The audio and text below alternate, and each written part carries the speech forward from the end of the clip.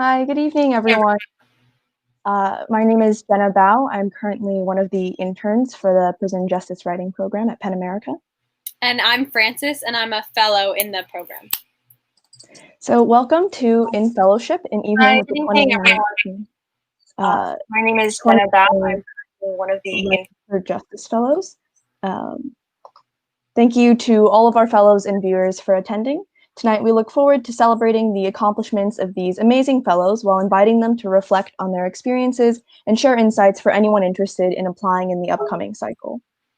As you saw in the pre-show, our fellows worked on a diverse range of projects. In the first half of the event, each fellow will introduce themselves and share from their work. Then they will enter a panel discussion on the fellowship experience and conclude by answering a few questions from the audience. And just a reminder, if you have any questions while you're watching, just feel free to pop them into the chat. Tonight's event will be moderated by Kate Meissner, Penn America's Prison and Justice Writing Program Director. Please welcome Kate as we begin tonight's program. Hello, everyone out there. It's so surreal to be talking to you and not be able to see you, but I can see that you're coming in from all over the world. Just a heads up tonight, or country that is, not the world, but heads up for tonight, we are experiencing some tech difficulties, so hang in with us as we move through some of these issues, and thank you for bearing with. Also, before we start, I want to say a big thank you to Jenna and Frances, who you just heard from. This event was really their brainchild. They put a lot of incredible work into it, and I'm very proud to be able to moderate for you tonight based on their hard work.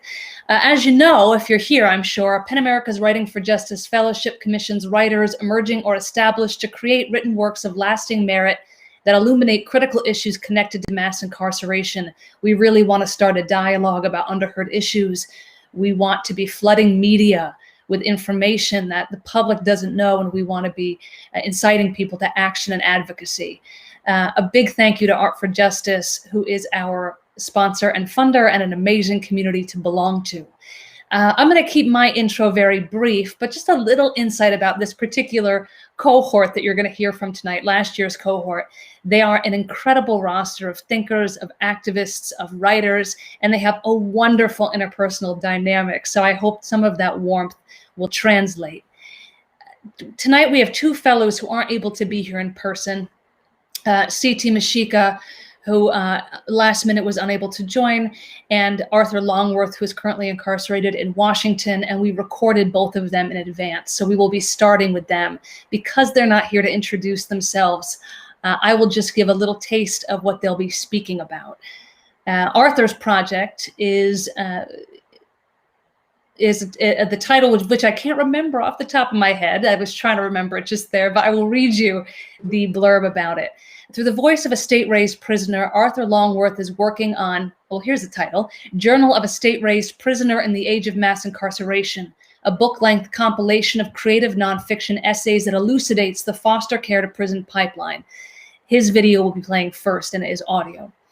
Next, you'll hear from C.T. Mashika, who's working on 18 with a Bullet, or With Love and Respect, a nonfiction memoir of intergenerational incarceration anchored in the author's incarceration from age 13 to 21 for acts of mutual violence committed against other bonded males, and his transformation to a postdoctoral researcher and emerging writer. After those two videos, you will hear clips from each one of our fellows' projects. They'll be presenting live, and then we'll move into a Q&A where we'll be asking them dialogue that illuminates their experience in the fellowship and some advice for folks who intend to apply to this year's fellowship. And then we'll open it up at the end for Q&A. And by the way, tomorrow the fellowship opens and the application will be open to February 15th. I hope to see all your names in that back portal. And without further ado, we will move to the video of Arthur. My name is Arthur Longworth, and my fellowship project addressed the foster care to prison pipeline. And so, let me tell you a little bit about how they classify you here in prison. Prison administrators classify you based on an assessment of risk level. And if you were raised in the foster care system, you enter prison accompanied by a file authored by caseworkers, probation officers, and juvie staff that recounts every report that's ever been written about you in the state voice homes. or the times you were arrested trying to survive on the streets. They assign you to the worst prison in the state because the attributes recorded in the file, the ones you had to develop in order to survive the foster care system, that is, your willingness to fight, your unflagging reliance only on yourself, your lack of family, and your early life training and incarceration, which really are all just the same thing. According to the state's definition, those things check every one of the boxes the state categorizes as risk and makes you especially suited for the penitentiary, no matter how young or ill-equipped you are. The file paints you as incorrigible, irredeemable, and antisocial, maybe even psychopathic. It's proof to them that you're incapable or even unworthy of rehabilitation. And for all you know, that's true. You don't realize until years later that the real problem is you weren't rehabilitated in the first place. When you enter prison after the foster care system, you are exactly what the state made you. And the state is sending you exactly where it raised you to be.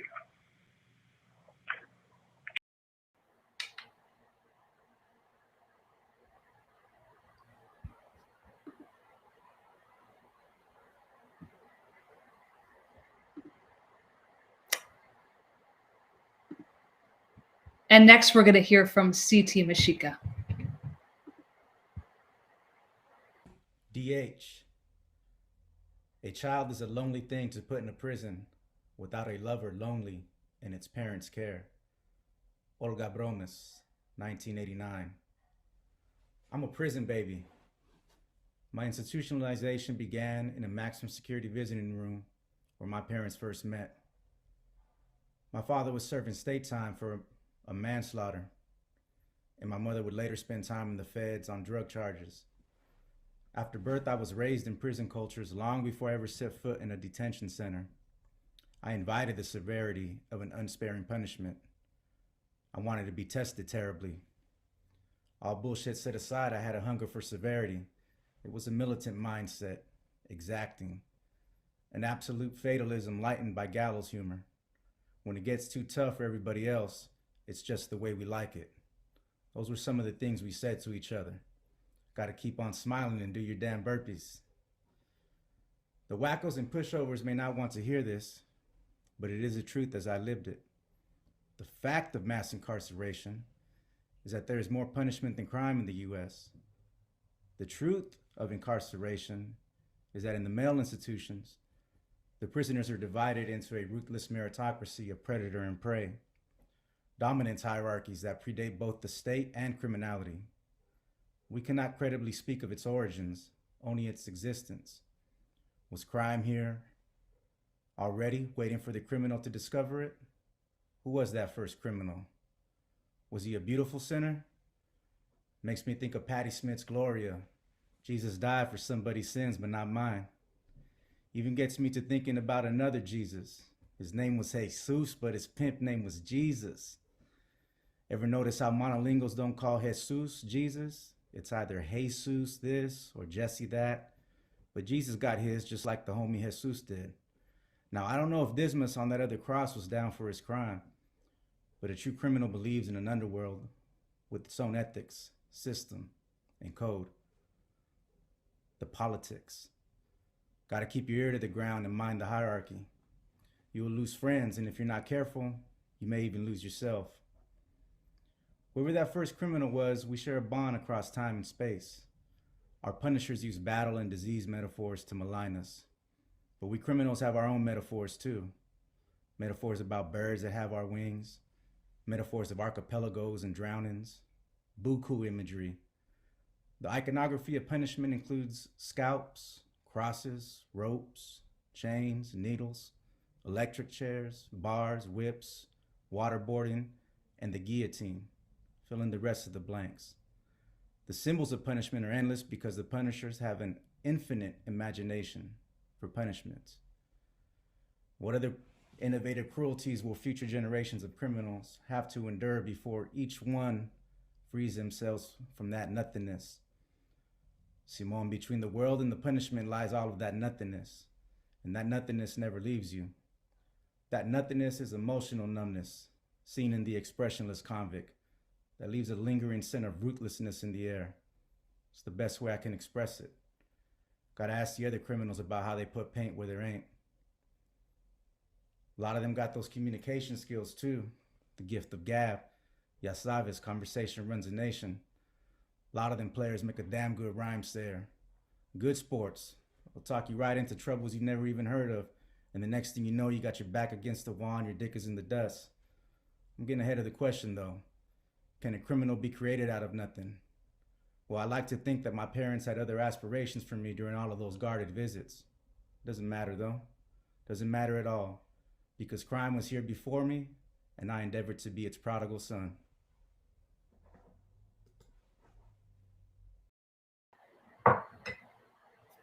Those are the first two videos from the first two of 8 fellows you'll hear from. But since everybody else is here live with us tonight, we are going to pause to do a very special intro to just give you a taste of who these amazing folks are. So without further ado, my favorite phrase of the night, Jenna, you could go ahead and press play when you have a moment.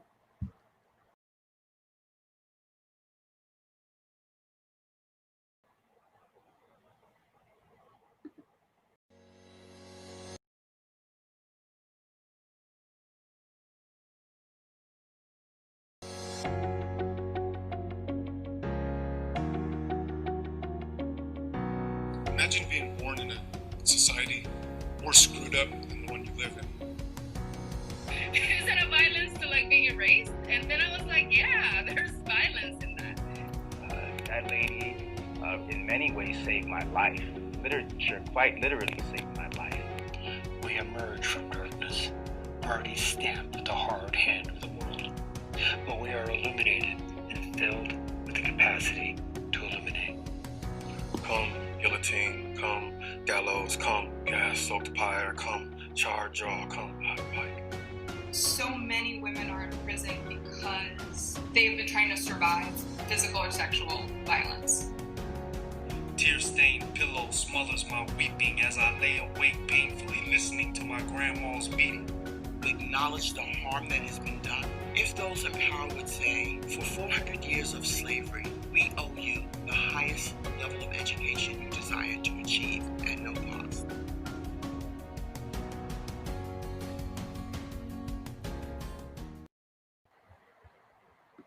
And I'm going to invite our first live reader to stage, Vivian D. Nixon. Hello, everyone. I'll be reading a short section from a memoir in progress about the complexities of the pathway to prison, particularly for African American women, particularly for people who have complications such as addiction and mental illness. The memoir is not officially titled. The temporary title is Looking for Normal in Crack Houses, Madhouses, and Jailhouses. I was in the 4th year of probation, doing everything they asked me to do. A steady job, reporting monthly, maintaining strong ties to the community, no drugging. It wasn't even the drugs that led to the crime.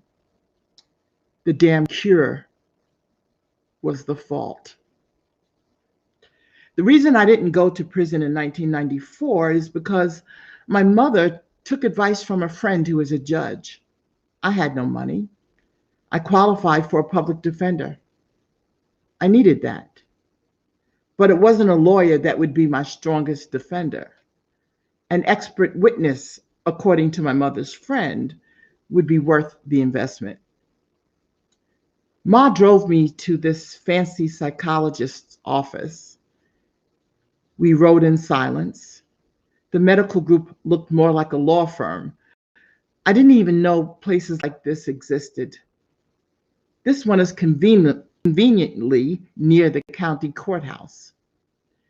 We were the only Black people in the waiting room. 2 white kids appearing to be 17-ish, and 2 sets of parents. One kid was blasting music through his Sony Discman, the other bickering with her parents about having to submit to this process. It wasn't long before a blonde woman, at least 10 years my junior, greeted me and invited me into her office. "Hi, I'm Karen," she said. "I'm Vivian. It's a pleasure to meet you," I said. "Great, Vivian, come in." She asked me to have a seat. I did. She asked if I would consent to a recording. I said yes. She turned on the recorder. She asked. I answered. I have been looking at your file. It says here that your attorney is with the Nassau County Public Defender. Is that correct?" "Yes, it is." "Okay. Oh, okay. So you do know that our service is not part of the public defender's office and we charge a fee." "Yes, I know. We paid out front at the window here today." Yes, that's how it usually goes." She seems uncomfortable, so I answer the question she's afraid to ask. "I have a public defender because I'm unemployed and I have no savings. The fee for your services is a gift from a relative." "Oh, I see. Well, why don't you tell me what happened?" My employer had me arrested." "I know that, but why did you, why steal?" "I got behind in my bills. Well, really, my problem was the rent. I am not sure why. My money management seemed to suddenly get out of control over a period of time, months. And before I knew it, I was 4 months behind, getting threatened with eviction. I can't explain it. It's like I barely remember it, but I was about to get evicted. I'd spent all my money on computers and clothes and jewelry and rented cars and trips to Atlantic City. It was crazy, like literally." "And those are not usual habits for you?" "No, not at all." "Tell me about your life before that." "I had some issues. I was always a moody kid. I was teased in my neighborhood because I'm fat.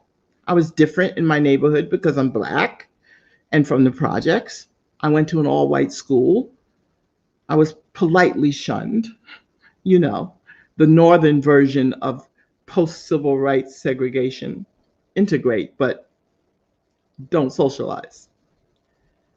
It was years ago. I'm over it." "Are you sure about that?" "No." "Go ahead. Did you graduate high school?" "Yes, but I flunked out of college." I think that was the turning point. My parents and I disagreed on my major. I quit school. I came home. I probably started getting high in 1983, but I stopped in 87 after I lost everything. People always lose everything with crack. Drugs got me evicted, and I swore never, ever, ever to go through that again. "You almost did. That's why you're here today, right?" "Yes, but it wasn't drugs. See, I stopped using in 1987. I got evicted. I was sleeping on my parents' couch. And I went to social services. They sent me to Catholic Charities, and they put me on Elavil. I saw a psychiatrist one time, and he put me on Elavil. And I found a job, and I got myself back together. I was fine until about a year ago. And then I got the spending crazies out of nowhere." "How long have you been on Elavil?" About 5 years. I felt great. Lots of energy. I was active. I was writing scripts for the church plays and running major holiday parent pageants. Everything was great until it wasn't." "Are you still on Elavil?" No, I'm not. I went into a deep depression after my employer filed charges against me. My cousin, Tyrell, took me to the hospital, and they took me off Elavil. They said it probably wasn't the right drug for me. Did you sign a release so that I can get your hospital records? Yes, I did. Out of control spending made you behind in your rent. Was there anyone you could have asked for help about the eviction? Yes, but I was embarrassed. Too embarrassed to ask for help to pay the rent, but not too embarrassed to steal. I know it sounds crazy. Even as I say it, it sounds crazy. I know this does not make sense. At the time, it did. It sounds crazy because it is crazy. But at the time, it didn't feel crazy. I felt brilliant, like I could do anything. I was doing a lot of things, and a lot of them were good. How do you feel now? What do you mean? You had a major manic episode, and it appears to have been an extended one. How do you feel now? Ellaville is known to cause mania. The symptoms are excessive spending, poor judgment, and magical thinking. How do you feel now? On lithium. Content. Whatever. I accept the circumstances. I just want things to be okay. I'm going to help you, she said. I'm going to get your hospital records, and I'm going to show up in court. I'm going to write a pre-sentencing report, and you're going to be fine. She showed up in court every time. And in 1994, I pled to a lesser charge and was sentenced to probation for crimes that carried a maximum penalty of 10 years in prison. All I could think about was all the people with mental health issues who do not have $2,000 to buy a pre-sentencing report.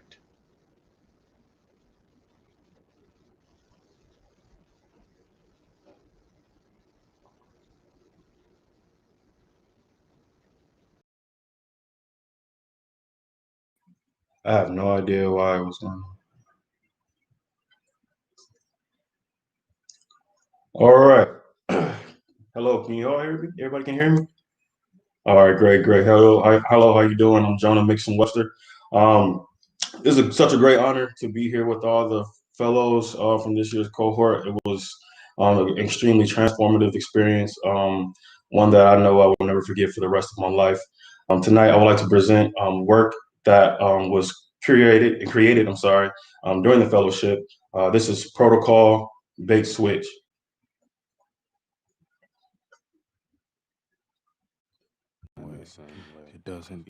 Each time it begins in the same way. It doesn't begin the same way. Each time it begins, it's the same. Claudia Rankin, Citizen. If an officer orders you to step out of the car, you have to step out of the car. You don't have the choice. In the dash cam, only linear time by which the clock counts against me somehow undoes the burden of proof and error. And I don't think past the first warning of my cliche. A spectacle, the black body beside a true coliseum, the fried chicken eating, white boy riding shotgun, both of us capped or hooded. And now at my window, a white cop issuing me a warning for an improper turn, You guys know where Washington returning is? to check I'm my up here insurance. before I forget. Just one block that way. Oh, okay. Are you trying to get west or east Washington? I'm going to eat. To get back home, like Sequoia? Yeah, you're almost there. Just one block over. You can go through downtown and then hit the one way and then go back. So give me a couple minutes. I'm going to write you up a warning, all right? The lulling urge to my unawares gives cause to the mistrust we have between us. The point now which my mind and soon body would become a gadget he could break at any time, and where was my fear to lead me then? And now at my window, a white cop, asking or telling me to get out. Neither one of us knows which. Common law rights are real or fantasy, depending on the side of the glass you are on. And it takes a minute to know, to look and ask anyone who listens. Do you see? Do you see? What a camera must never show. What they must have known. A prior. I ask, what are you going to do? He replies, pat you down. Dogs. I think of my Fourth Amendment right, and I do not consent to a search. It's not a search, Officer Johnson says. All right, and I don't know. I got some kind of rights, I reply. Then he says, all right, I tried to be nice. The Impala's hinge opens to a stone cave in my chest as the officer cocks the effortless hammer of the door. If an officer tells you to step out of the car, you have to step out of the car. No waiting. You're being arrested. Wait, you actually about And they must have known they had a beast on their hands, a monster on their hands, some demon on the littered path. Now they must be thinking of death, how ready it remains. He reaches for his pocket. An officer yells, and the scene is a familiar signal. My skull strikes its nail, knocking hostage homes in the pause of a ceaseless second, and there is nothing left to think. Why are y'all doing all of this? Why are y'all doing all of this? What do you mean, why am I doing? I didn't do anything. I want a passion and a priest. I ring out several names of my belonging, now dispossessed by the Republic. I want a witness. I want a bystander's attention to capture what comes next. And what luck. In the time it would have taken them to calculate the speed of my body by its proximity to the bullet, I would have been long dead. And I said, okay. And I said, okay. I've always complied. In state cause, they would. This is to say, I thought I knew protocol. I was confused and thought I was only protecting my rights. My arm, honestly confused, probable of suspicion. I didn't know immediately a warning. The nature of our relationship, contraband under the guise that they did not find any illegal contraband, nor did the K9 unit indicate.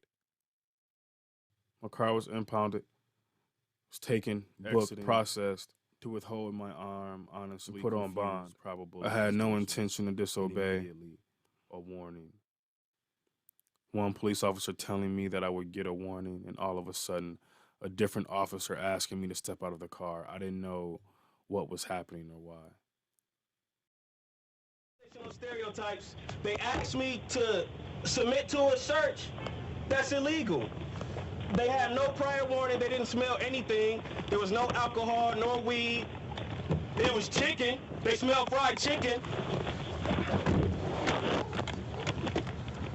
The reason you're under arrest is because an officer told you several times to step out of the vehicle and you failed to comply. Well, I don't know what I asked him. Well, the police officer gives you an order. We can order occupants in and out of a vehicle at any time during a traffic stop, which is what he did. He gave you several clear orders. Orders I could hear from back here. I was asking him a question. You failed to comply. You can ask a question from outside the car. You don't disobey an officer when he's telling you 3 times to get out of a car. Wait, I'm trying to know. I'm trying to figure out my rights because this is. Do you understand where I'm coming from, though? Because nobody does. This is the whole issue right here. Now, I was pulled over. I was pulled over on the basis. Can I finish, please, saying what I'm saying? Because I let y'all talk. Okay. I have a class at 5:30, a PhD seminar, English 540. I'm out here. I just gotta. And what luck? They don't kill me. I think of looking up, but the clouds tell me we could all die like this. A supplicant, an offering, some little rapture of blood.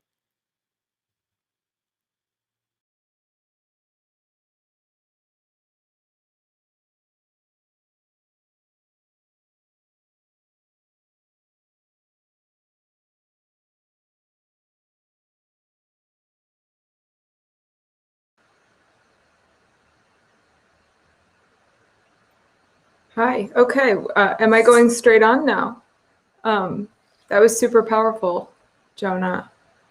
All right. I don't know. I think I'm just gonna go forward and say who I am, say what my project is. So I'm Justine Vanderloon. My project melded narrative and investigative journalism to look at women's unique pathways into prisons and to particularly look at how women are criminalized for acts of survival. from abuse and assault.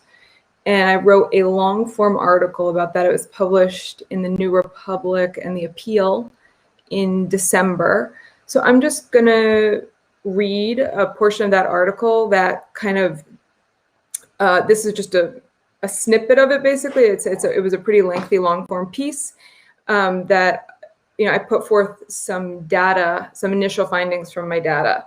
So I will start. I have no idea if I'm on live, but okay. All right. A woman was often convicted for a man's actions or for her involvement with a man who committed a crime. 33% of respondents said that they had been convicted of committing their crime with a male partner, and 13% said that they had been convicted of committing their crime with their abuser, often under duress. In a lot of cases, the women are not blameless. Carol Jacobson, director of the Michigan Women's Justice and Clemency Project, told me. They played some part, many times under terrible duress. Many times they didn't have a whole lot of choices. I should get prison time, but not 50 years, wrote a woman who had driven a car for her abusive boyfriend after he killed a man during a burglary.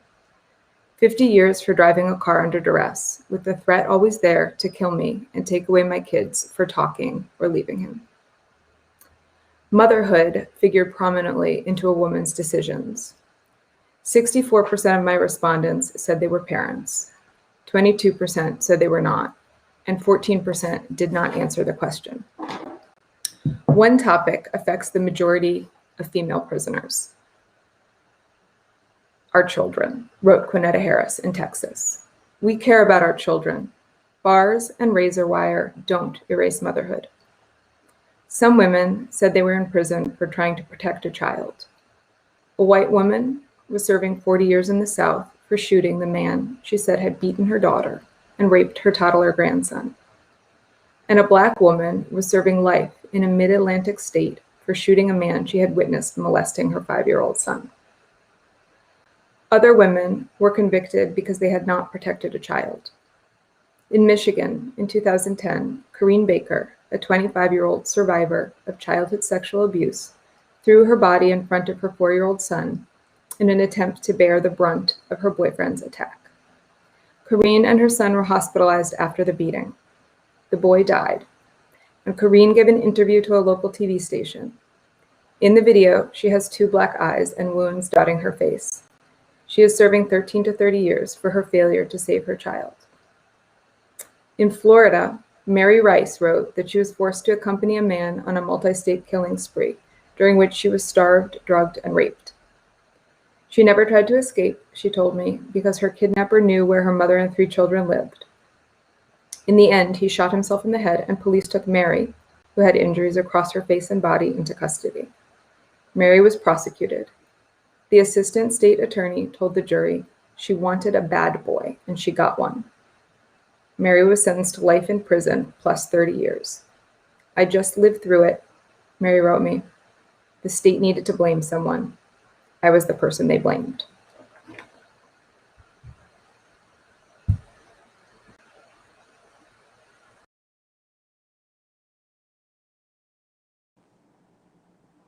Everybody, my name is Cleves Natera, and I'm going to be reading to you a personal essay that I wrote about my brother who was in prison and then deported.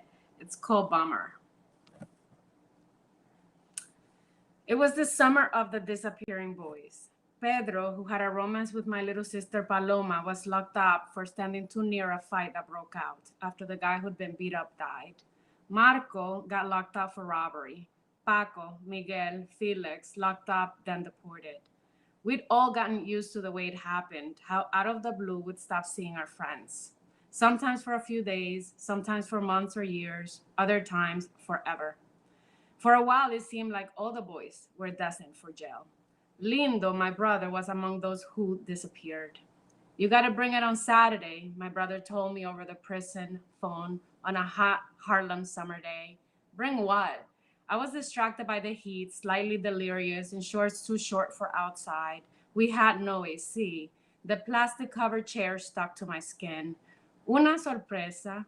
Whenever Christian, or Lindo, as we call them, switched to Spanish, I could tell the guards were walking by. A surprise for who? I was never good at deciphering his code speak. He said a guy's name, a guy who would drop off the surprise later that day or the next, who used to hang out at the corner with him, jodiendo. Then Lindo grew quiet, waiting for me to catch up. When my brother got locked up, he went from finding us annoying, shooing us away from the corner where he dealt drugs, to calling us collect every week. We became the best storytellers in the world, responding to his need to know everything that went on around the block. About my classmate, the one who he had a fling with. What's she up to these days? Does she still have a fat ass? You're disgusting, I would say and laugh.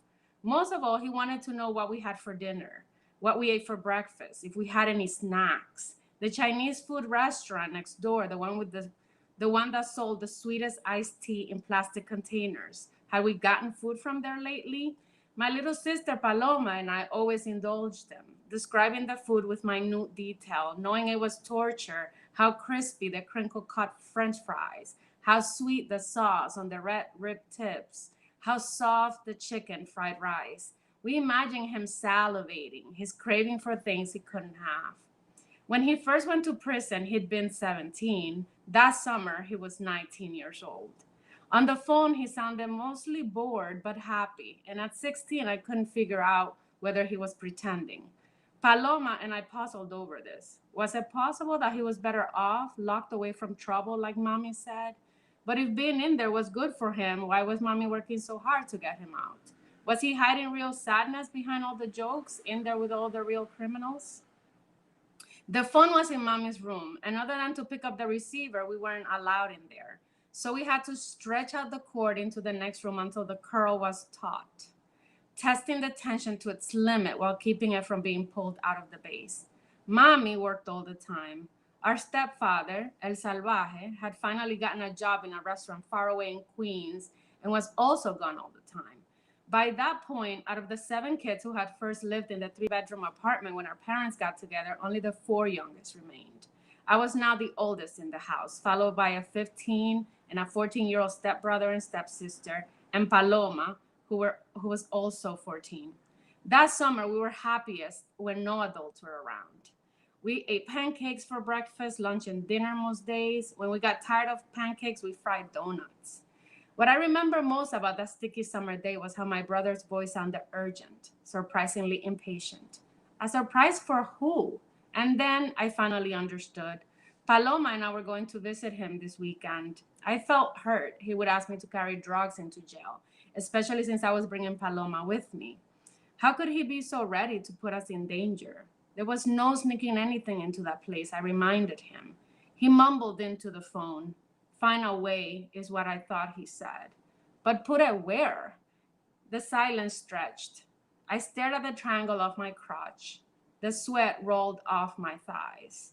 No fucking way, I yelled, and handed the phone to my sister. He lost his mind. There's a story Mommy likes to tell about the first parent-teacher conference she attended for Lindo during our first year of school in the United States. He was in 8th grade, out in the Bronx where we lived briefly, and Mommy had braced herself for what she was sure the teachers would say about him. His entire academic life had been pretty bleak back in DR. He couldn't sit still, couldn't pay attention, joked nonstop. But when Mommy met with his teachers, they told her my brother was one of the smartest students they'd seen in years. Gifted. That's what they told her. And she floated with the news of his intelligence like wind beneath her. Was she delighted? Yes. Proud? Of course. Confused? Absolutely.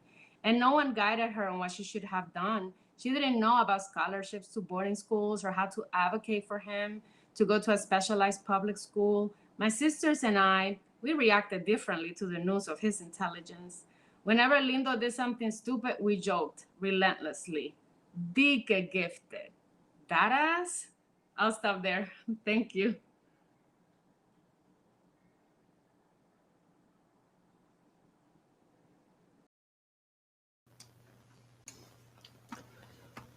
Hey everyone, I hope everybody can hear me. This is great. I had a video to share with you all, but I don't think it's going to work. I'm going to try to screen share one more time, being live and nationwide as we are. Okay. Yeah, she's telling me I have nothing to share, but I have tons to share. Oh my gosh. Okay, well, this is the way it goes. Hopefully, I will send it to Pen America, and perhaps they could put it on YouTube or something, because what it is, it's also it's a video, it's a slideshow of all the photographs of this abandoned prison complex. It was also an Air Force installation through the 50s in the Cold War.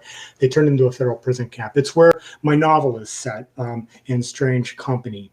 And what I'm going to read for you is set in that location. It was also the surrounding deserts were there. Anyway, without further ado, and I'm JD Mathis. Sorry, I didn't introduce myself right. Anyway, so this is an excerpt from In Strange Company.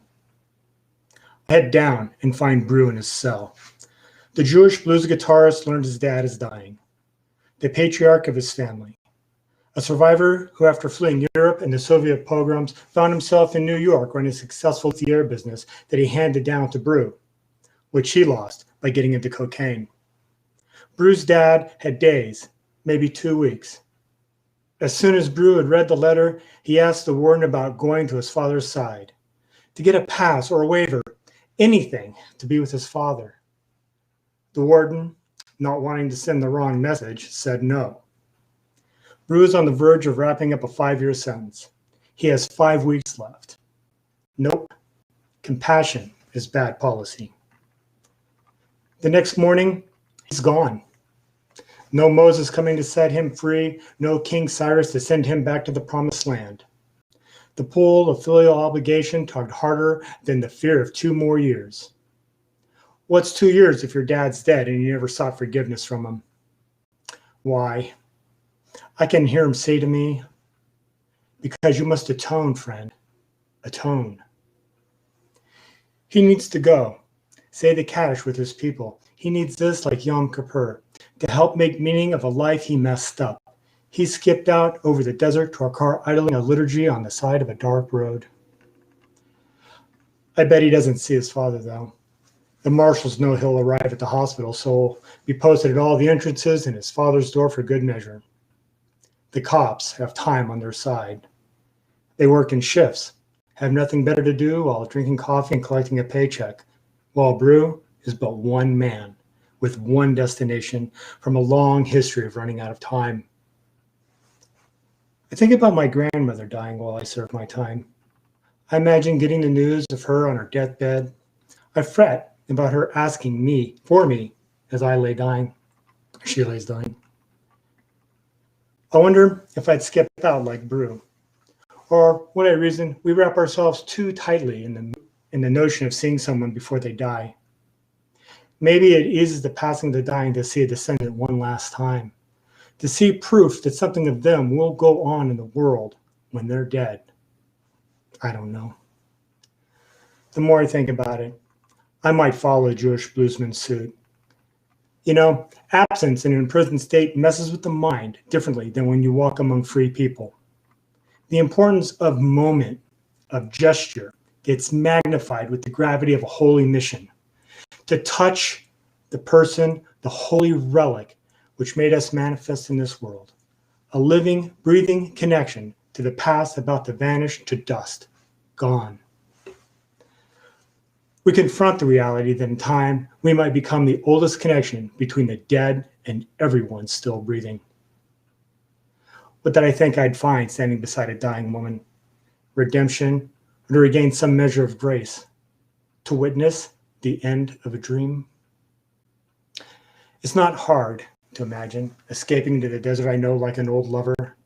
Brew and I, we felons flying, strike out across the wilderness, dash across the desert under the impossibly bright night skies where stars hang like twinkle lights in the trees over a garden party, across the vast open spaces where coyotes lope and yelp, over the mountains and across the river to the far side, to death's other kingdom, the past, the kingdom we live in, the kingdom of time.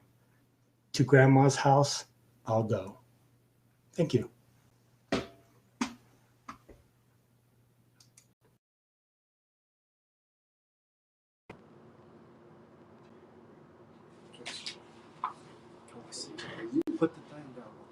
so I can see who there.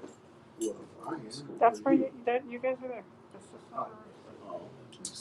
Hey, what's up?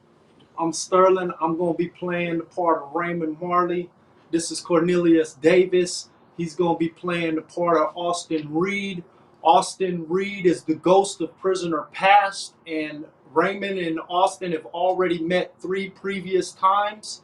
So we're going to pick up midstream right before Austin decides to take Raymond back to the 1840s prison.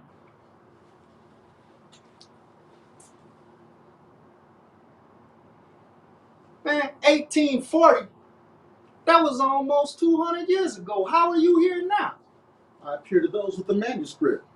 What manuscript? The one you're reading right now. I wrote that about my time in Auburn and as a warning to the world about the torments of prison. How'd I end up with it? Every few years it finds its way to somebody. If they read it, I appear. Again, why'd I end up with it? I already know the torments. Well, this book is for those who are about to face the beast of 1,000 names. Beast of 1,000 names? Yeah, the American penitentiary. Prison? Yep. The names of it and the language may change, but the function remains the same. Let me get this clear. Are you trying to tell me that prison is the same as it was in the 1800s? Exactly. Man, you must be on ghost dope. Things is way different. We done evolved as a society. Stuff that was cool back in your day just wouldn't be accepted now. Oh yeah, like what?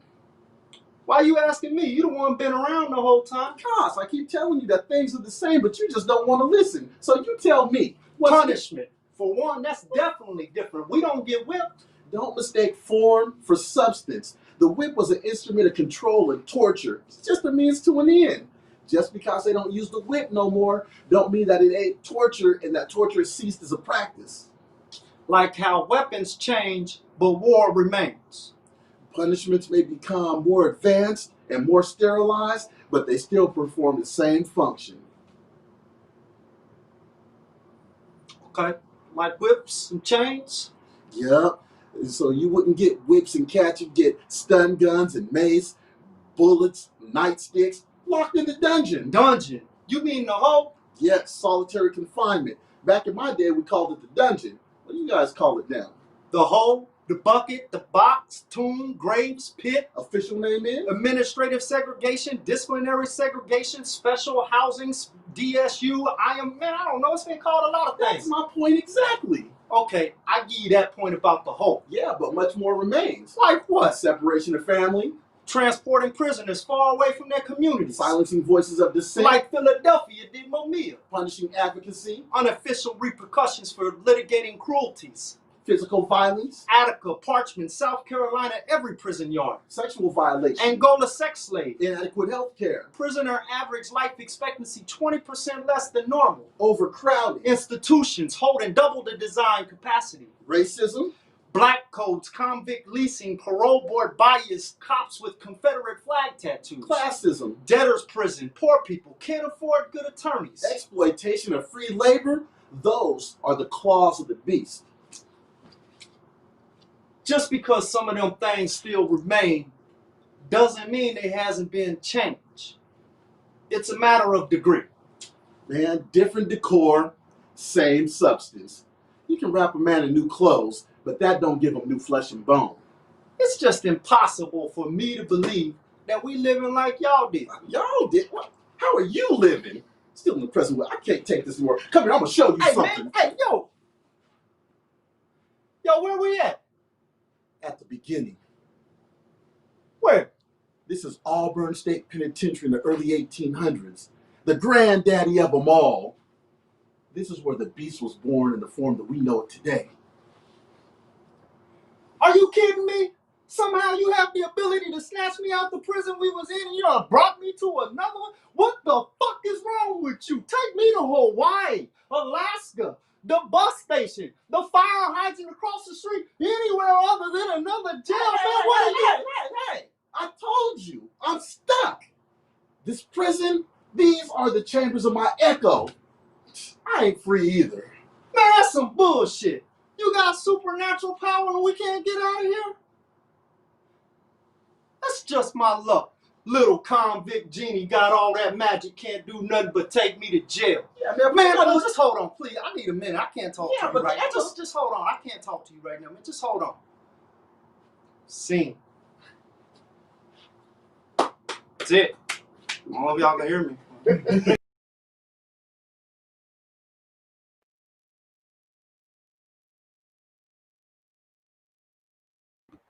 That was my fault. I was muting myself. We could hear you, Sterling and company. What an incredible, incredible treat to get to end on that drama scene. And for our audience, this is a really special night because our fellows and Sterling have not been able to actually see each other in person until tonight. So that's a really something I'm holding very close to my heart as we continue on.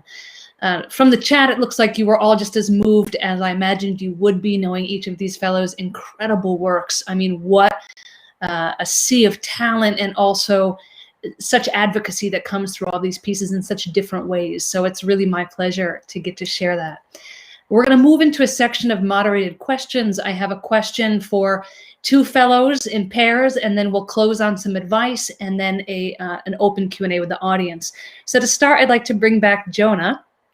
And CT will also be answering this, but via video. Hi, Jonah. Hey, y'all. I see you active in the chat. You always give so much love. It's beautiful. So This is a great night. It's a great night. Yeah. Well, all of you always make it so.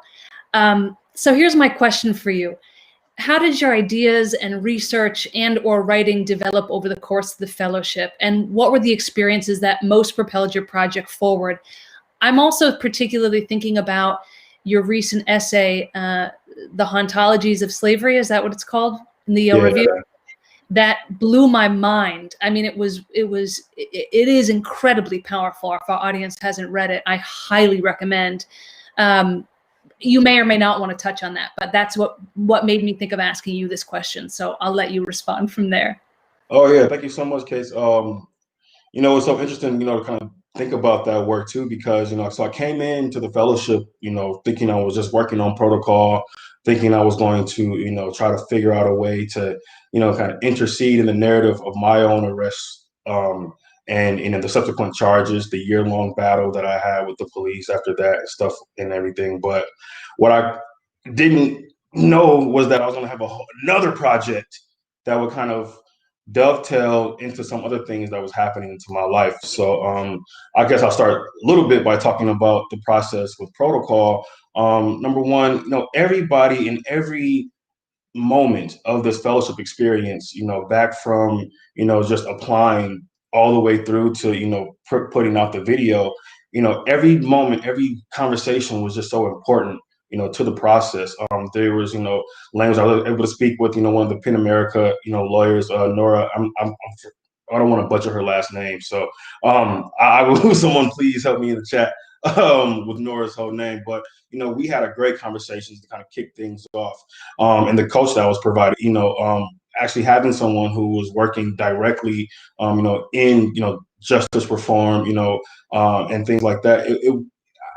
It just took the work beyond moments and points that I even thought, you know, was going to be important, right? You know, I learned a new vocabulary, you know, as far as procedure relations, you know, standards, practices, and policies, you know, of the police, you know, these tacit kind of rules, right? These unspoken things, right, that we are always forced to abide by, or we are subjected to, right? These unspoken, you know, agreements, right? Procedures with the police. You know, I was able to kind of tap into more of that kind of information, more of that kind of language and that kind of discourse. And then from there, it was just, you know, being able to, you know, meet everybody in the cohort, you know, have that great time, you know, that we had in New York for our first visit. But then when we went to Alabama as part of our second cohort meeting, you know, going to the Legacy Museum and, you know, spending time in these places in a state that my family was enslaved in, it just took what I was doing to a whole nother level. And then going to the Peace and Justice Memorial, you know, like I'm getting emotional now, you know, even thinking about it. You know, it took me on a journey through the afterlife of slavery that you know, I didn't think about it and how it was so directly connected to what I'm the work I'm doing with protocol and mass incarceration, right? But going to the Legacy Museum and having, the historical trajectories traced from, antebellum slavery periods, up into through now to present day mass incarceration. It was like, wow, that's the point though. There are certain bodies, there are certain things, certain projects that you realize, you're doing double duty, you're doing this double work. And I didn't know that's what I was coming in for. It was painful at times. I didn't expect that when I first started the fellowship. I know my fellow cohort, they would let y'all remember the last time we were able to be around each other in person.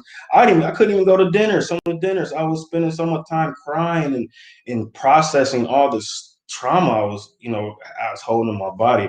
I had just went to Africa and was at, the House of the Slaves, and then going to, these other different sites where you can just see just the violence and the death, and it's the self-same weapon, it's the self-same machine that we see that is still incarcerating people, right? It's a new form of slavery. And so those two projects, they it was because of the fellowship that those two projects became a closer relationship to each other.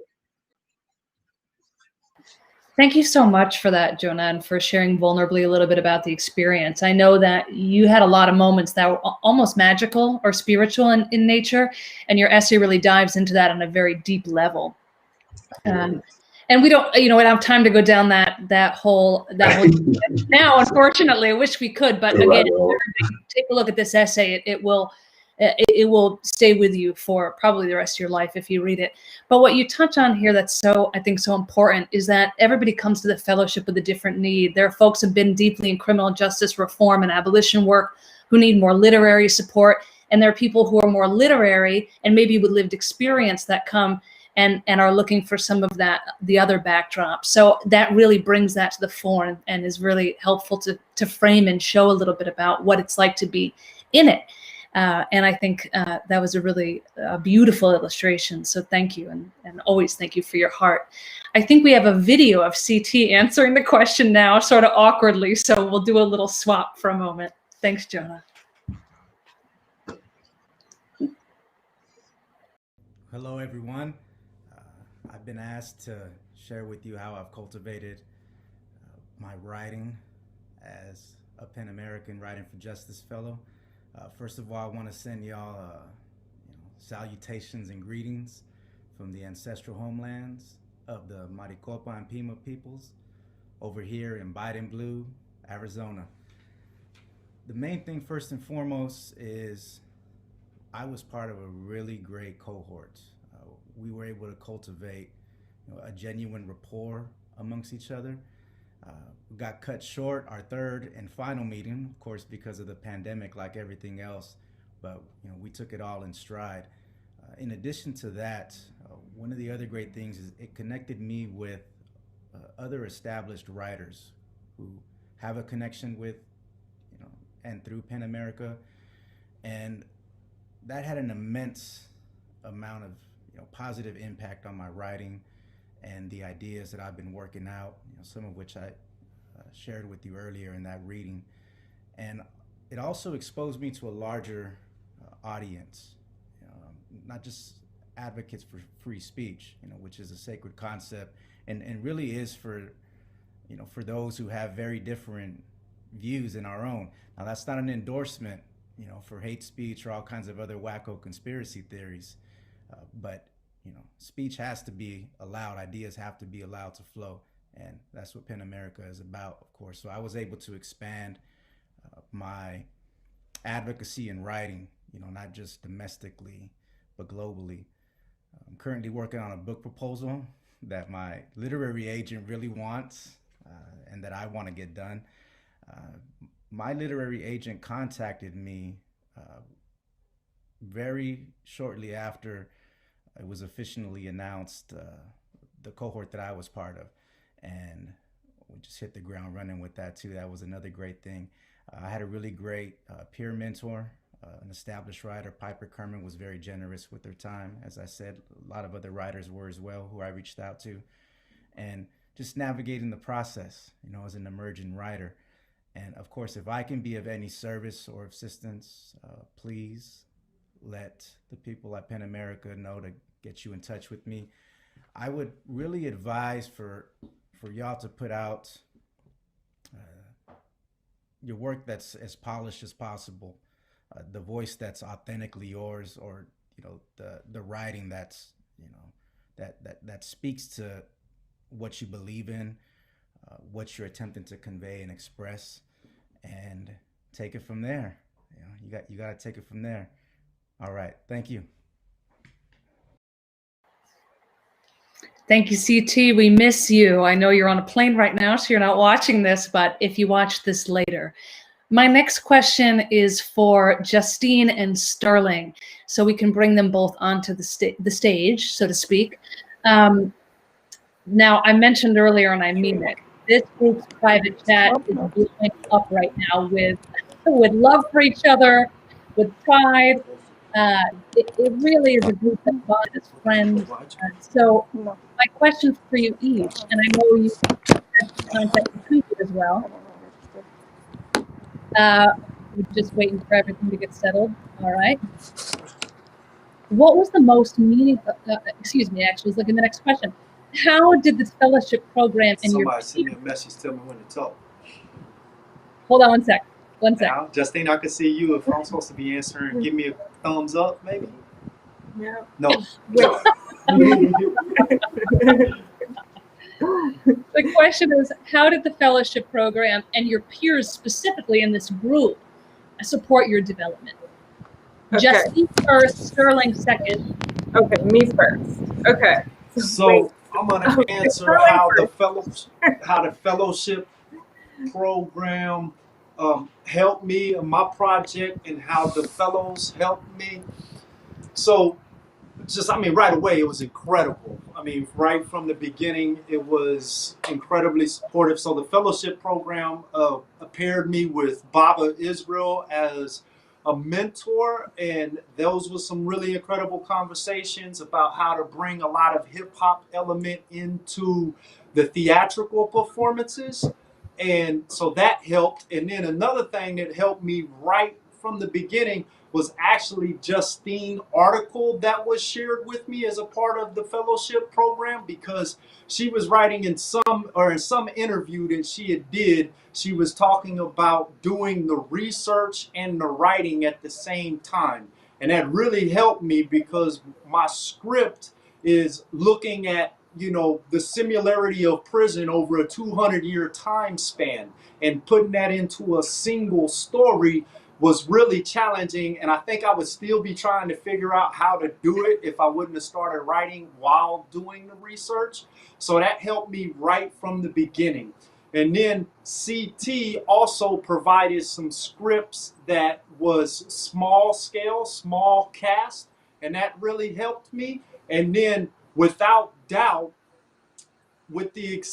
along with Baba Israel, JD was like a hidden savior. I shared my script with him, and he told me that I needed to be ready to throw away 300 pages, and I only wrote 100. So I was like, what? And he just chopped it, just continuously chopped it. And it was like, I felt like it was so good. He gave such in-depth feedback. I was talking to him on the phone. I'm sharing scripts with him. And it was just so much support from, everybody on those, and then talking with Baba. And it just really helped me be able to craft and really hone in the story that I was trying to tell with all of the factual details as well. Because it's hard to make history interesting poetically, right? So I don't think I could have did it without, the mentorship of the fellowship program, without JD's, he gave me so much time. Justine's advice in the very beginning kind of set me on the course. So it was just the wisdom and the knowledge really helped. Beautiful, Sterling. Thank you. Am I? Now we can't hear Sterling anymore, but he's saying something. But we heard the rest of it and it was beautiful. Thank you, Sterling. Yeah, Justine, over to you. What was the question? It was, I saw, how did the fellowship program help support in your, yeah. I mean, I can't say enough about this fellowship program. I sing its praises everywhere. I mean, I certainly right when Kate's, who's sort of the face of the program, popped into my inbox, it was like just the lowest point for me. Just I couldn't get anything that I was doing. I couldn't get people in the mainstream to understand it. And I felt like Penn, because it is that really rare melding of the literary world and the criminal and people who are in criminal justice work, and people who understand like prison, and it's so progressive, really could get what I was trying to do in a way that nobody was getting at that time. And to just have that supportive community from the start, and to have these, this cohort of people who were really in it, in a way that, I mean, I'm a journalist, and first of all, I'm a freelance journalist, so I work totally alone. I've never had a community before. And so it was kind of the first time that I had like a writing community of like-minded people who were creating really interesting stuff that was in this space so that we could go back and forth, including our incarcerated fellows. That to me was just, it really allowed me to kind of explode with my work, that in a way I don't think would have happened. And a year and some months later, everything has really changed for me. I think the world is more receptive, but certainly Penn was kind of first. And we just also became very close friends, and it's really hard subject matter. So to have people in that with you who understand what it is to take on this kind of stuff, and who can teach you about their experiences, and who are really funny. Turns out it's actually a super funny group, and we could have fun too. That's been everything to me. And then I'll just add that I also had a mentor, Jordan Smith, who's a reporter at The Intercept, an investigative reporter. Never had a mentor before. She was incredible. She helped me, just every step of the way, went out of her way to guide me. So much advice, so many connections. And I really consider her a friend now, and that was invaluable as well. Thank you so much, Justine. And I agree. For all the tears that we've shared, and on the first night of our dinner, there were tears shared right away. There has been more laughter, gut laughter, which is, of course, how we move through such traumatic spaces with tears and with shared joy. I want to point out that both of you talked about mentors. Sterling talked about Baba Israel. That was his mentor. Justine talked about Jordan Smith, her mentor. So the mentors, each fellow does get a dedicated mentor that we work hard to really match with the needs and express desires of each fellow. And also, of course, the whole group become peer mentors to one another and to me as the program director. Thank you both so much. Beautiful. I'm going to now invite up Clavis and JD, who we more informally call Jerry. And this is a different different spin on the same question, essentially, which is, what was the most meaningful thing you experienced during the fellowship? So give us a memory or a moment and or learned from another fellow. And Clavis, I'll invite you to go first because you happen to be on top of my screen. Okay. Can you guys hear me okay? Okay, good. So let me just say that, I can't even, this has changed my life. Hands down. I think being part of this group and going through everything that I was going through as I was thinking about writing a memoir about my family. And I think for many of us that come from the kind of communities I come, an immigrant community, it can feel very often like you're disenfranchised. So I would say that, for any of you who are coming at this from like a personal narrative perspective, I'm a fiction writer, I have an MFA, so I had a lot of experience writing, but writing from a personal place is really different. And I would just encourage everybody to write with your heart first. I think that's what I learned when we were in Alabama. We had an opportunity to workshop each other's work. And you know, what I learned too is that you can, I mean, for me, like a lot of what I was trying to do was pull tricks as a writer, you know, and just do all these literary things that we want to do. And, you know, I think so much of what we're trying to do in this space is actually change the world. I mean, like literally every single person who's part of this cohort is looking at a system that is broken. And we're thinking about what are the effective ways in which we can change both policy, but also hearts. And so for me, I mean, I just remember sitting at that table, and it was like this beautifully magical place. It was like some kind of artist studio / coffee shop. I don't even know what it was, but there was just like this sense I had of like openness and everybody just trying to make each other better. I know there are other kinds of fellowships where there's this sense of competition or like this sense of like who's gonna be the star that's gonna shine. And for all of us, it was like this really important community that was created because every single one of us was so invested in each other's growth and making sure that each of our projects, as different as they were, ended up doing ultimately what we're here to do, which is to change a corrupt system. And so for me, I just, you know, I can't even pick one moment, you know, and I had to think very deeply about this because I feel like with every single one of the fellows, I learned something really different that's been so powerful for me personally as a person. I mean, I stopped working my full-time job largely because of this fellowship. Don't worry about me though, I'm okay. I sold my book. But like it just changed my life. It changed what I thought was possible in terms of social justice work and who I am as a writer and as a change agent, thanks to this group. And you launched your own whole social justice platform after being at work too. Love is a Kind of Cure. So everyone should check that out as well. We should put a link in the chat. And that's a great moment to mention, which it was the Desert Supply Company that we were at, which you should look that up if you don't know them either, because they're fantastic in Alabama. And that's a great moment to dovetail into Jerry answering, because Jerry was such a workshop master in that class. He was such a facilitator and gave us so many tools and tricks. So what a wonderful, you know, sort of runway to Jerry. And I also, Jerry, before you answer, I want to tell our audience, because we're running short on time, if you have questions that you want to surface, please put them in the chat now so that we can bring them up during our final advice giving segment. Jerry, to you. Okay, I hope everybody can hear me okay, because I'm having sketchy audio on this side. Okay, I get some head nods. Okay, I gotta say, I'm gonna echo pretty much everybody else about white puzzles. The exact question is, what was the meaningful thing you experienced during the fellowship and learned from other fellows? Well, the meaningful experiences was every time we got together. Holy smokes. I learned so much from everybody. Yeah, we've all heard this. But here's something. It's like you have a bunch of really talented, creative, smart, wickedly smart people. You get them together in a room, and the next thing you know, the synopsis is fired.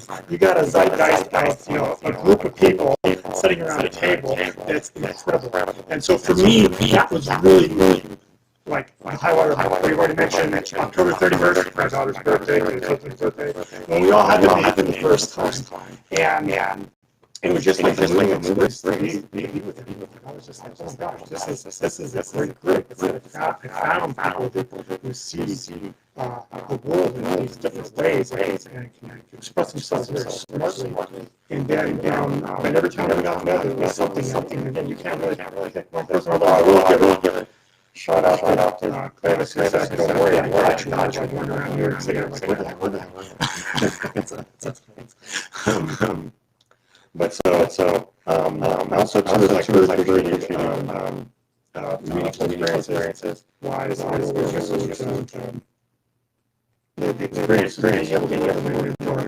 I was doing what's that? She's wonderful. Smart, funny, really super. So it was like really good for me because I need that now. Really just what experience. So she okay. And so that was really for me to be able to look at that level. Somebody that kind of skill. So that's what I really appreciate that. Yeah, it's really kind of time to set this up. I think we lost you a little bit, Jerry. Yes. We heard you perfectly when you read your piece, but we got the robot man came back. But we heard a lot of it. For people listening in, if you turn the sound down a little, it helps to hear. But I'm going to pause you there just because I think it might have been petering out. So sorry about that. You sound supernatural though, which feels pretty accurate to me. So As long as they're big knows that's the best thing about being anywhere with all with the other fellows. That was just that's all I gotta say. You're gonna listen back and you're gonna giggle because you just sound like an echoing spaceman.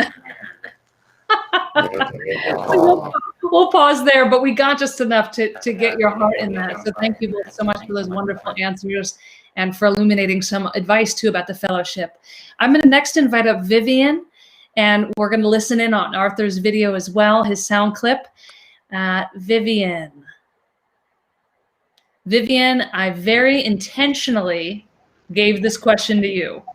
You are one of the fellows who came in as a superstar, which is, I know, a conflicting place to be in the criminal justice field. You are widely revered and admired. You are a leader. And so you came in saying, okay, get me into the writing. And of course, we all were in awe of your writing and wanted to help you get there. But because of this deep, deep, deep history you have of so long in the field, I thought you'd be one of the best folks to answer this question. What was it like to work, first of all, in the criminal justice space in 2020? And really what I want you to answer is, how has the conversation changed over the past number of years? Because we know it's quite different now than it was 5, 7, 10, certainly 20 years ago. Could you give us a little insight about that? And bring in a little bit of the fellowship in your answer, if you can, too. Sure. No problem. It's changed and is changing. And I don't, it's not universal. I think that there are people who have very bifurcated positions on either side, but there's a growing number of people who are moving toward the middle of a common understanding of what justice really is, and whether or not anything that we do in the United States actually leads toward justice, or is this just a system of retribution and punishment? And more people are seeing the value of examining that question.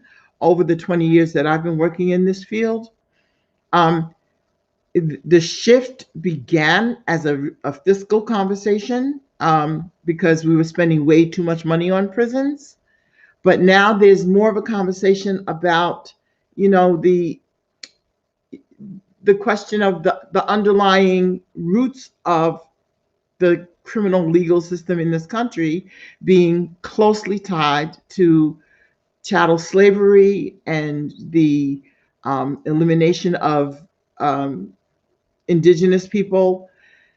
And people are starting to have those conversations out loud now, and not trying to have two separate narratives in order to convince two separate groups of people that we need to shrink the system. And we've even gotten to the point where we're not so much focused on shrinking the system. We're beginning to use words like decarcerate, get everybody out of prisons. And, I think we're, at an inflection point now where abolition may actually be able to be uttered in public spaces. But there are some things we need to work on in terms of how we frame it and how we have a practical answer to the hard questions about abolition, and an understanding of what it really is and what we're really fighting against. Because we're not really fighting against crime. We're fighting against a long history of structural racism and white supremacy, and it is becoming more and more evident in our politic.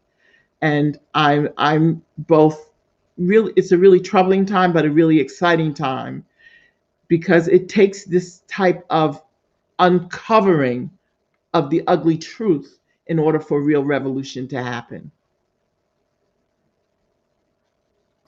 Thank you so much for that. I have so many other questions for you. And I'd love, because you answered that as such a Vivian in the know, could you also give me just a little bit about your fellowship experience to close out? Yeah, I came into this fellowship at a really odd time. I was working a job that it didn't give me enough time to focus on the fellowship as I would have wanted. So I would say that what I got out of this fellowship was a passion to make the time to write. And so I too, in July 1st, will be leaving my full-time job and focusing on my writing, because I'm not as good of a writer as all these other folks, and I want to be more than anything. And so I'm going to work really hard at it. And this cohort, I don't think I could have better instructors or teachers or mentors to help. And you helped me by not judging my inability to meet the standard. Other places don't allow you to fail and then continue to help you. I think that's the takeaway from this fellowship for me. Wow, Viv, I don't know that anybody else would see it that way, but thank you for sharing. I think we're all pretty in awe of your writing skills and what you bring to the table, but thank you for saying that, because I do think it was a pretty safe space among us for experimentation and for growth. It was, yeah. Thank you. And July 1st, that's exciting. That's the day before my birthday, so I will not forget to celebrate on that day. As we're coming to a close, we have about 10 more minutes, folks. We had meant to end at 8:30. We'll go a few minutes longer. We will be putting this online for you to watch if you missed the end. A couple questions came in the chat that I'm just going to address quickly before we move to our last piece, and we'll move through it pretty rapid fire. So somebody asked about collaborations and any advice. We have never yet so far awarded collaborators. But my advice as director is that when you talk about who your collaborator is, if your lead collaborator is incarcerated, as was indicated in one of the questions in the chat, really make sure their contribution and work shines through on what role you're going to play. What's attractive about it is that we know that folks inside often don't have as much access. So to have another collaborator that can sit in on meetings and translate knowledge and help be that conduit could actually be a real plus. So think about that in your framing. Does Penn help connect with agents and publishers? We help make the connections. We don't magically make it, obviously, click. But as you saw, CT got an agent just through the fellowship announcement. Opportunities come to us that we pass on. We do one-on-one dates, coffee dates virtually. We'll set folks up. So some people met with really famous and admired authors. Some people got to pitch to agents. We do an agents and editors lunch. So there are opportunities like that that come, though, of course, we can't promise the outcome of it, but we do create some of those conduits. I'm just going to peep in really quick to see if there's any other questions. What is going to help your project stand out? I'm going to let the fellows answer some of their advice on the fellowship. Stand out, from my perspective, would be the more unique your project, the better. Making the case for why it's underheard and underrepresented and why you're the person to be able to tell the story, and a very strong work sample. Really choose the best of your work and pay attention to the guidelines. There's a lot you got to send in, but if you don't follow it, it can be a real turnoff, obviously, for judges and people who are reading. So what we're going to end with is an elevator pitch of a sized little bite of what people are working on now in the fellowship and your advice for people applying. And I'm going to just rapid fire call people up. To kind of bridge these two questions, we'll start again with our videos from Arthur and CT, and then we'll move in the order that you heard people read in the beginning. So let's cue up those videos. Thank you, Vivian.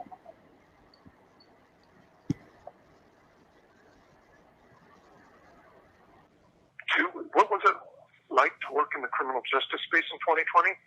And how has the conversation changed over the past number of years? Well, it was a challenge working in the criminal justice space in 2020.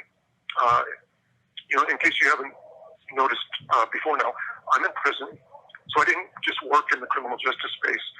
I'm actually locked in its belly. And I think the experience of incarceration in 2020 was infinitely deeper disenfranchisement. We haven't seen visitors. No visitors have been allowed to enter the prison for nearly a year. No people from outside the prison, no volunteers. And I pretty much think people outside prison are overwhelmed with their own troubles right now. So the library's been closed. which means, in prison, that means no books, magazines, newspapers, no education. So it was a challenge. It was a challenge to work in the criminal justice space from inside this year. Besides the fact of all those, when you catch the virus in here, they take you to the hole or to the gym, which they turned into a giant hospital dorm. But in regard to how I feel like the conversation has changed, I think it's changed in a good way. I think there are far fewer people willing to argue that the criminal justice system we have is legitimate and fair, and that it should be doing what it's doing now.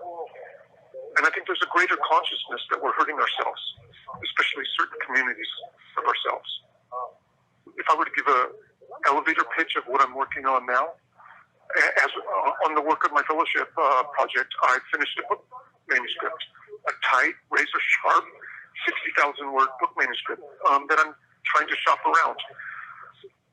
But like I said, I'm in prison, and everything in here is a struggle right now. So that's my full-time occupation at the moment. And in regard to key advice for people who are thinking about applying for the fellowship this year,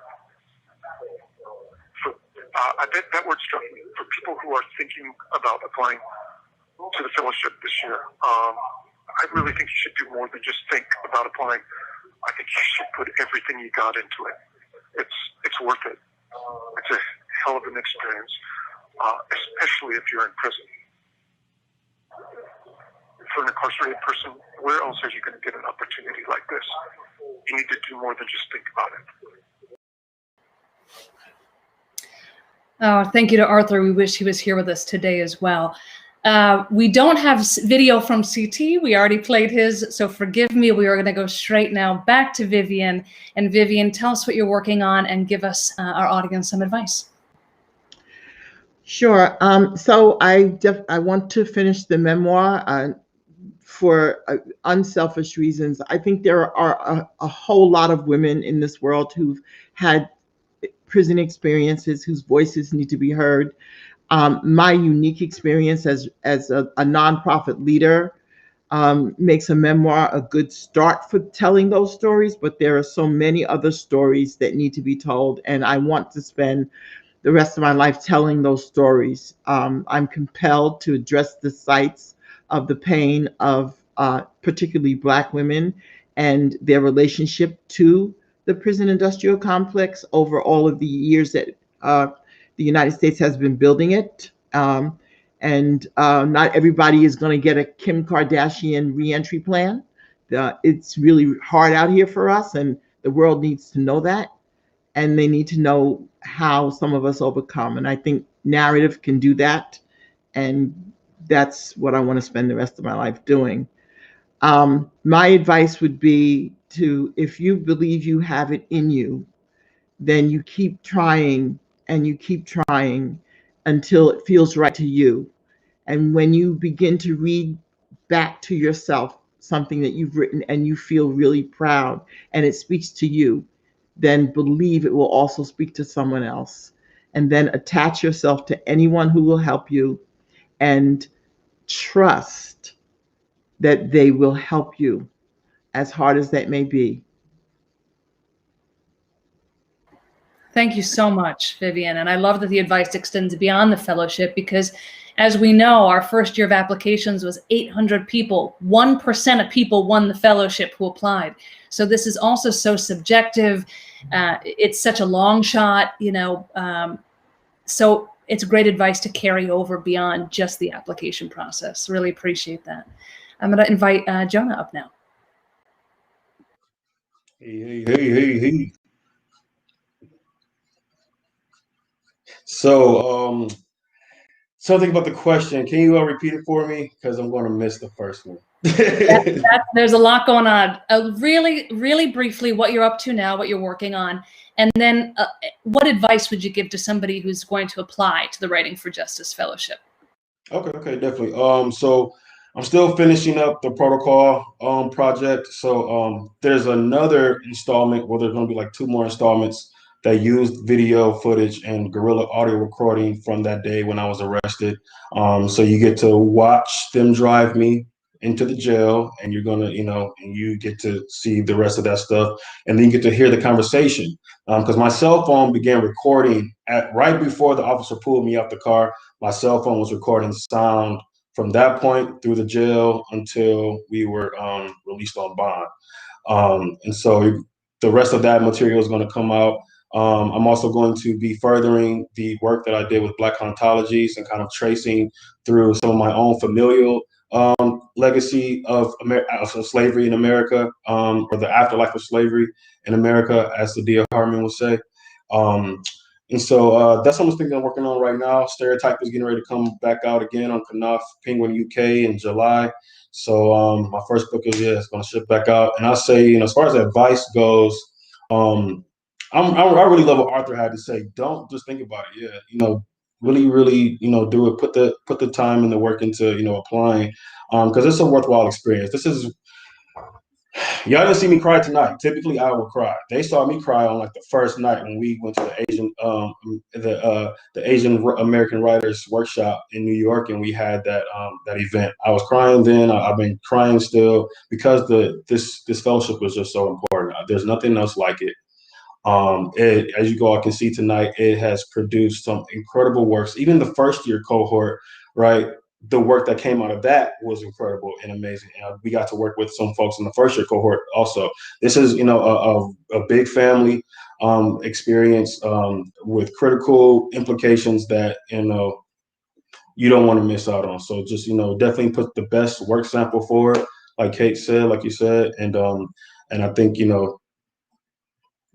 it'll come through. Your heart, the desire, the purpose, it'll shine through. Thanks so much, Jonah. And if not this year, next year. Also, I always tell people, keep applying. You don't know people who are finalists, people who weren't finalists last year, then got it got it the next year. Don't be discouraged by a rejection. Keep trying. We know that, right? Exactly. All right, beautiful. Thank you so much, Jonah. I invite up Justine. Hi. We're elevator pitching. Okay. I'm expanding the work I did for the fellowship on the article that I produced. I'm expanding that into a book. I mean, what I came into the fellowship thinking is that I would do a long form article with some data and some original research.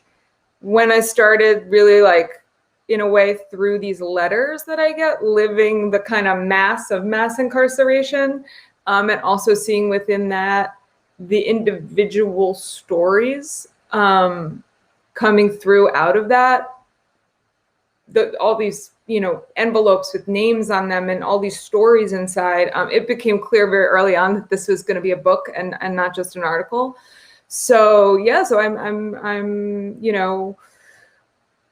going to expand it into a narrative nonfiction book that uses data, that uses investigative techniques, that uses these stories and sort of tries to think newly about how to center voices that are so often reported on in ways that I think are not really accurate or helpful.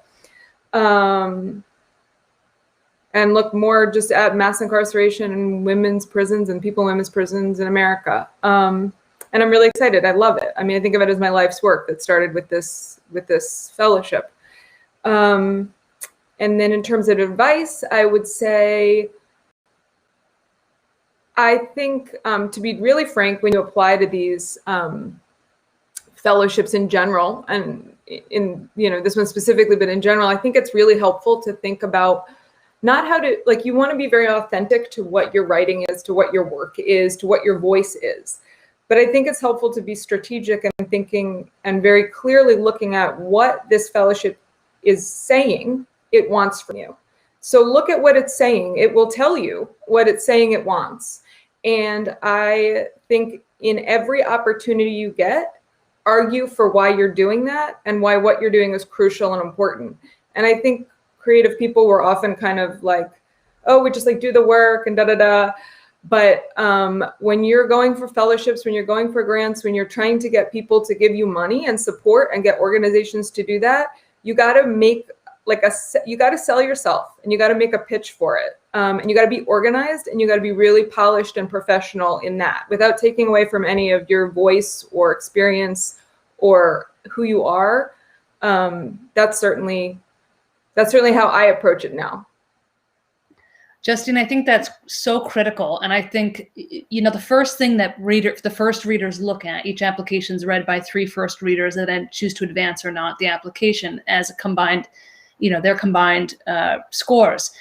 The first thing they look at is your project description before they get to your work sample. Now, they look at it all, but if you've lost them at the project description, if they think this is someone's poetry collection, that's like nice for their heart, but what is that actually doing to advance the conversation? It's already going to not be as exciting, right, to the readers, because what we're after is not just you can write well, which clearly all these fellows are phenomenal writers, but how are you advancing the conversation, and how are you really going to get this and work to get this in front of an audience with us in order to really stir critical conversation? We want to illuminate what's happening, and we want it to open people's minds in different ways. So you're exactly right. So thank you for that. I just wanted to underscore some of those things you said. Fantastic. And our last, Sterling unfortunately had to leave. I wish we could hear from him. But who will close us out tonight is JD, our friend Jerry. Come join us and share with us what you're working on, and leave us with some key advice for the fellowship. Okay, I hope everybody can hear me okay. If not, just give me a shout out and text. Basically, that's the focus that I'm going to show you a part of a sort of a project that I'm working on. Since the pandemic started and I finished the novel, I want to try to redirect and look at other kind of social issues through media. And I decided to adapt to plays that Shakespeare wrote during his own quarantine time in the year 1645. And I wrote King Lear and Macbeth. Madam Lear, I renamed it, is a society by a corporation that survived the collapse. And ultimately, CEO created chaos on their 70th birthday, which relinquishes power in the underground city to a corrupt, flattering sons, exiles her honest daughter, signs, for selling trade and the city in danger of collapse. And then my Macbeth, I call Vernon Wood. Jerry. Wood. And in the closing days of the American Civil War, a militia captain and his wife sink into murder and madness to seize land and cattle on the Texas frontier after believing the prophecy of the 3 word sisters as the word of God. It's worse. Yeah, it's really almost impossible to hear you. If you could type, I'm so sorry, if you want to type something in the chat, I will read it out. While we do that, and apologies about that, something with the sound is just, so type in and I'll read it out. I've skipped Clavis. So Clavis will read. Jerry, you send me your remarks and I'll read them if that works for you. Okay, I can't do this. I've been teaching online for 2 years and never. I know.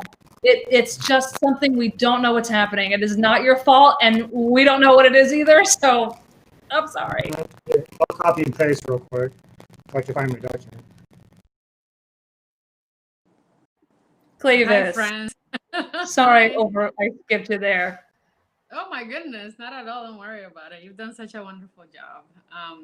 So, I mean, let me just say, in terms of what I'm working on, I sold a novel that I had been working on, Neruda on the Park, and that's going to be published in the spring of 2022. So I'm very excited about that.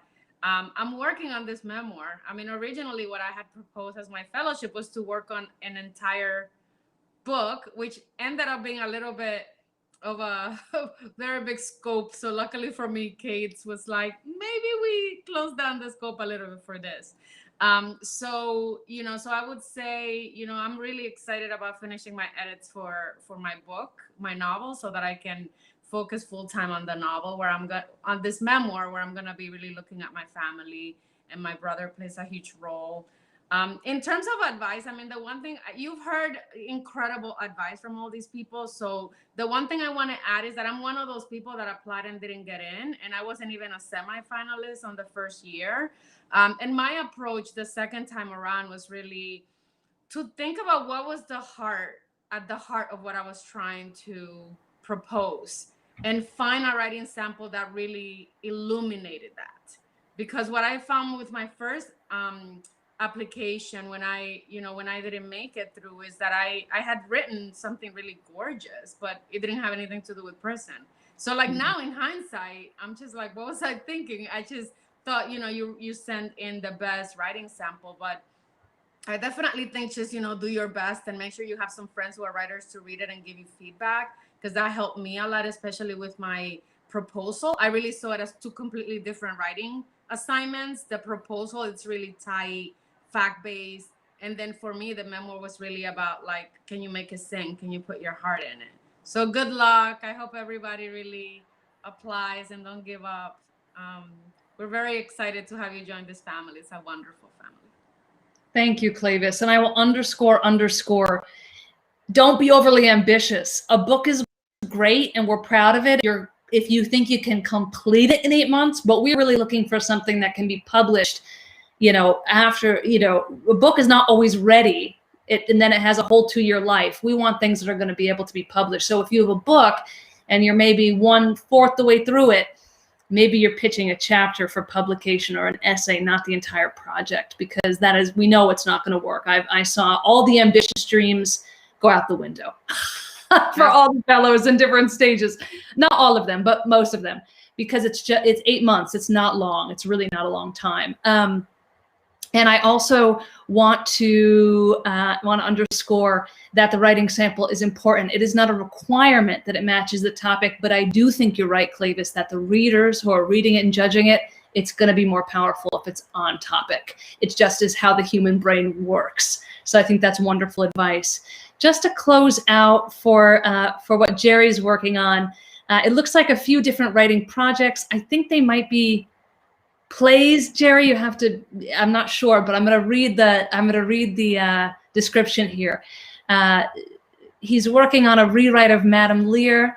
In a missile silo converted by a corporation to survive environmental collapse, an elderly CEO creates chaos on her 70th birthday when she relinquishes power of the underground city to her corrupt, flattering sons, but exiles her honest daughter.